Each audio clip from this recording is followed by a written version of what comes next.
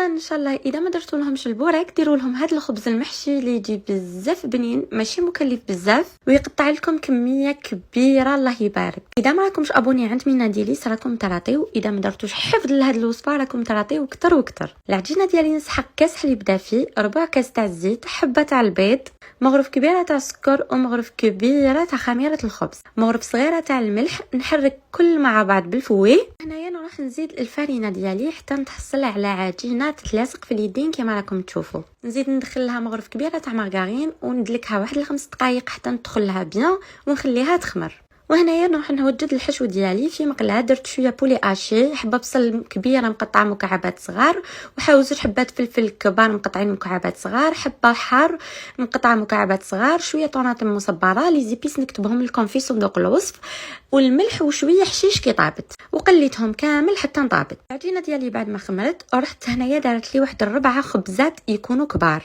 قسمتها على 4 وفتحت الكويره الاولانيه على شكل بيضاوي، ورحت درت فيها هذاك الحشوه ديالي، زدت لها شويه فرomاج فوندو شويه شيدار وغلقتها كما راكم تشوفوا. دهنتها بصفار بيضاء مع الحليب مع شويه حليب، ورشيتها بزرارع، حبه البركه، جلجلان، تقدروا ديروا زريعه البسباس. انا رافقتها مع لا سوب فريمون تجي بزاف بنينه. اذا عجبتكم الوصفه تاع اليوم ما عليكم غير تخلوا لي جيم كومونتير شباب كيما نتوما، ابوني، جايين وصفات بزاف شابين.